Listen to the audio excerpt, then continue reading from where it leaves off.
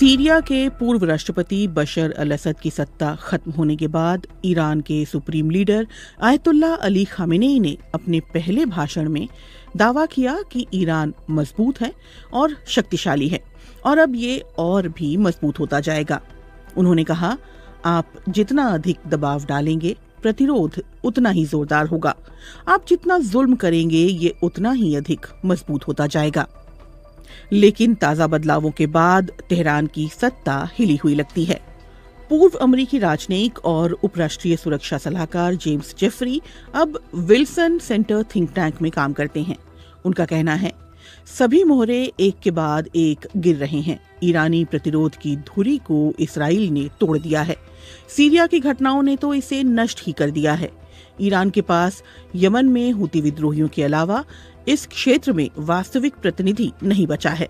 तो ईरान ने कैसे बनाया था अपना नेटवर्क? ईरान ने कई दशक लगाकर हथियारबंद गुटों का एक नेटवर्क तैयार किया है। इसका इतिहास ईरान की इस्लामिक क्रांति से शुरू होता है। इसके बाद इराक के साथ हुए युद्ध में बशर अल असद के पिता हाफिज ने ईरान का समर्थन किया था। ईरान में शिया मौलवियों और असद के बीच गठबंधन ने मुख्य रूप से सुन्नी बहुल मध्य पूर्व में ईरान के पावर बेस को मजबूत करने में मदद की थी। सीरिया ईरान के लिए लेबनान, हिजबुल्लाह और अन्य क्षेत्रीय हथियारबंद समूहों तक ईरान के हथियार पहुंचाने का एक मुख्य रूट था। ये वो रूट है जिसके जरिए ईरान भविष्य में लेबनान में हिजबुल्लाह और अन्य गुटों को हथियार और मदद भेज सकता था। वो अब बंद हो गया है। ऐसे में सवाल उठता है कि अब ईरान के भविष्य की दिशा क्या होगी? अब ईरान की प्राथमिकता अपना अस्तित्व बनाए रखना होगा। डेनिस होराक ने कनाडा के राजनयिक के रूप में ईरान में 3 साल बिताए हैं।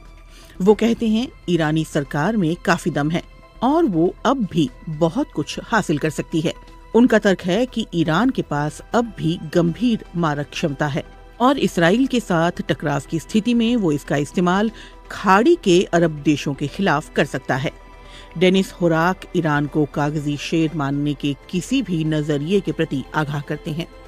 ईरान इस बात पर जोर देता है कि उसका परमाणु कार्यक्रम पूरी तरह से शांतिपूर्ण है। एक अनुमान के मुताबिक अगर ईरान चाहे तो वो अब लगभग 1 हफ्ते में एक परमाणु हथियार बनाने के लिए पर्याप्त यूरेनियम का संवर्धन कर सकता है। लेकिन हथियार बनने के बाद उसे टारगेट तक पहुंचाने के लिए वॉरहेड की जरूरत होगी, जिसे बनाने में 1 साल तक का वक्त लग सकता है। दूसरी तरफ ईरान को कई घरेलू चुनौतियों का भी सामना करना पड़ रहा है। इसकी वजह यह है कि ईरान के सर्वोच्च नेता उत्तराधिकारी की तलाश कर रहे हैं। हिजाब ठीक से न पहनने के आरोप में साल 2022 में महसा अमीनी की मौत के बाद ईरान भर में विरोध प्रदर्शन हुए थे। अब भी ईरान की हुकूमत के खिलाफ लोगों में रोष है। लोगों का कहना है कि देश में बेरोजगारी और महंगाई है, लेकिन देश के संसाधनों को विदेशों में जंग के लिए झोंका जा रहा है।